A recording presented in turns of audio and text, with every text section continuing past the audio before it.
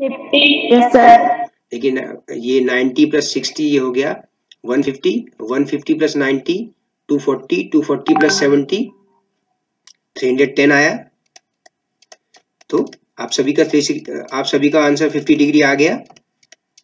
Yes sir. Okay ठीक है, तो इस तरह से क्वेश्चन बन गया। अब हमें पता है कि सम ऑफ एक्सटीरियर एंगल्स, सारे एक्सटीरियर एंगल्स का सम 360 डिग्री होता है, ये एक फॉर्मूला हो गया।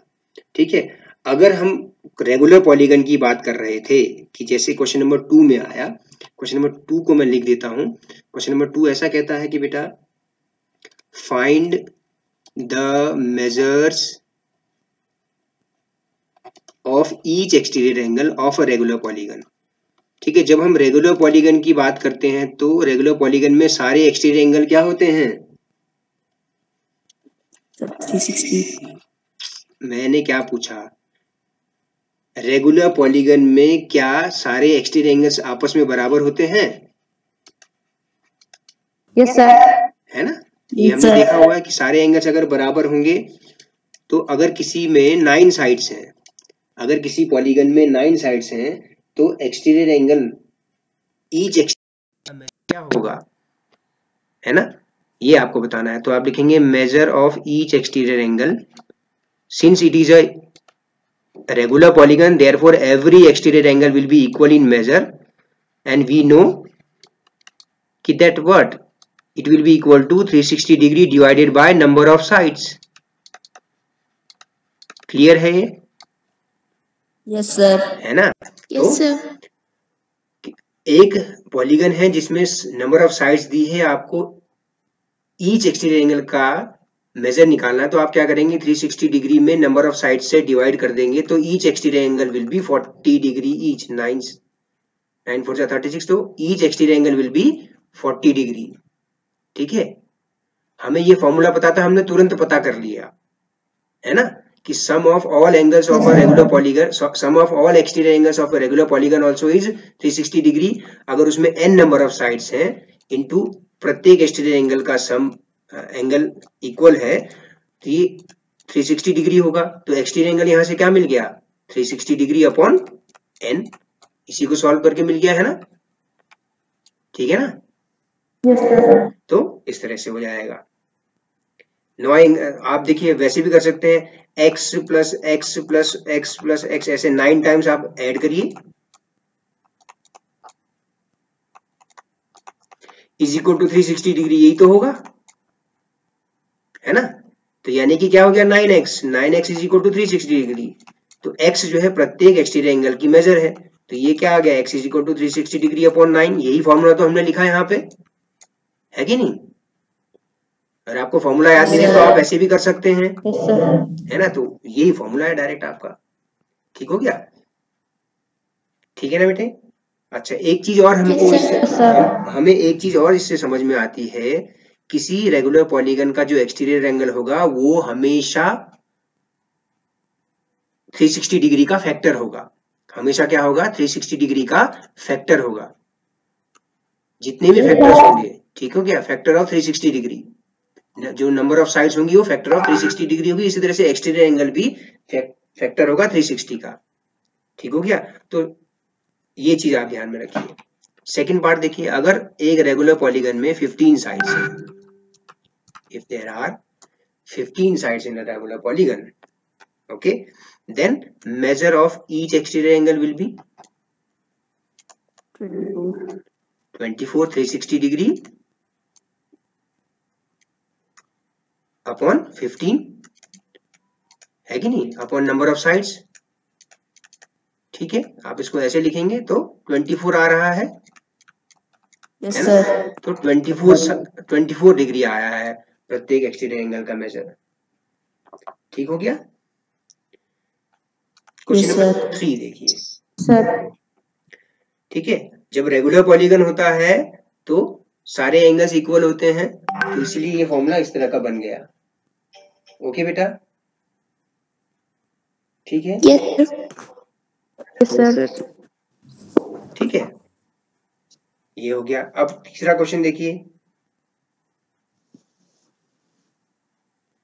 तीसरा क्वेश्चन है, how many sides does a regular polygon have? How many sides does a regular, screen दिख रहा है बेटा आप लोगों को? Yes, sir. Yes, sir. How many sides does Yes, sir. sides does a regular polygon have if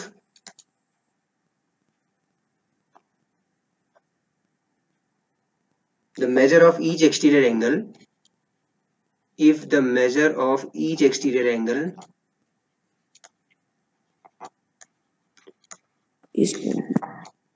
is equal to 24 degree. तो इसका answer आपने पिछले क्वेश्चन में तो देखा है Sir, 15. है ना? तो आप लिखेंगे कैसे?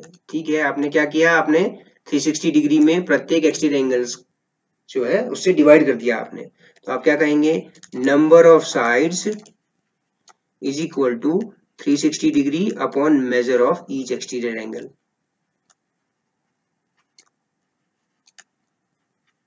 ठीक है ना? यही तो होगा, ऐसे तो बताया आपने। तो 360 डिग्री अपॉन 24 डिग्री, तो हमने देख लिया कितनी साइड्स हैं, 15 साइड्स हैं उसमें। ठीक हो गया? क्लियर है सभी को? इस तरह से। Yes, sir. Yes, sir. Yes, sir. Question number 4 में लिख रहा हूं,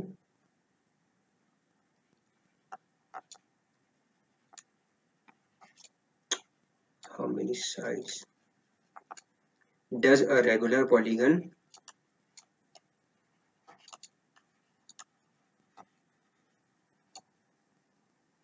have if each of the interior angles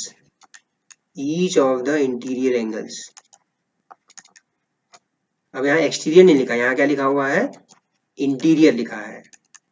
ठीक है, तो उसमें कितनी साइड्स होंगी आपको ये बताना है। ठीक है, गलती से भी आप 360 अपॉन 165 नहीं लिखेंगे, यहाँ पर क्या लिखा है, इंटीरियर एंगल। तो मान लीजिए एक पॉलीगन होता, ठीक है, पॉलीगन का केवल 2 साइड्स बना रहा हूं मैं, है ना, कोई पॉलीगन है उसकी 2 साइड्स की हम फिगर में बना दे रहा हूं। अगर उसका इंटीरियर एंगल 165 डिग्री है तो उसका एक्सटीरियर एंगल कितने का होगा,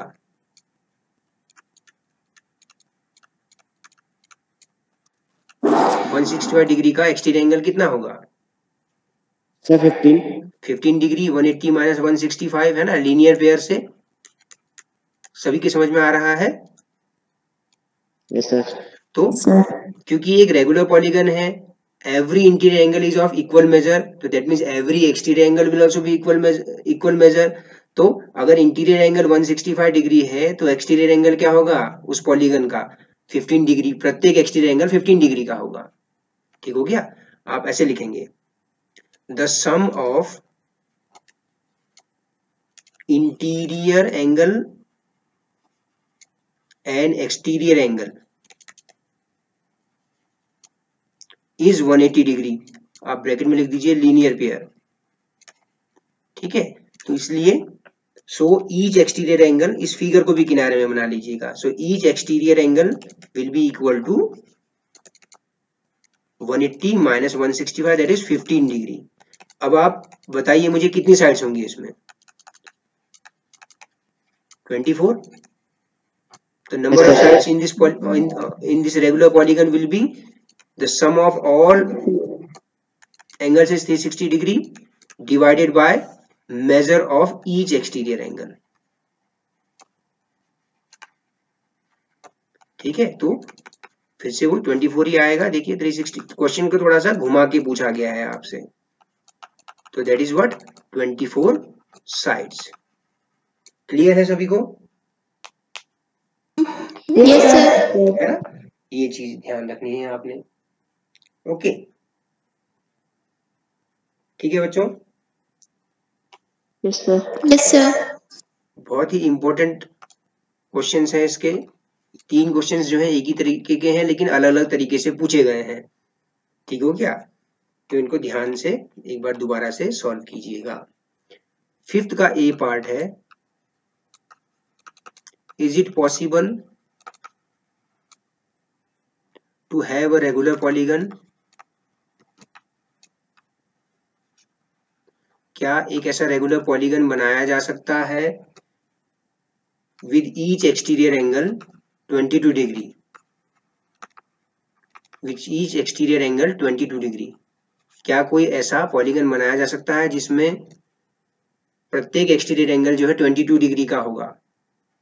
तो आप लिखेंगे नो। क्यों लिखेंगे no? Because 22 degree is not a factor of 360 degree.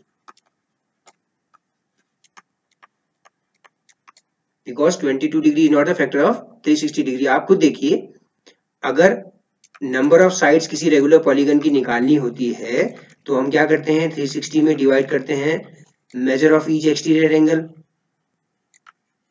करते हैं ना?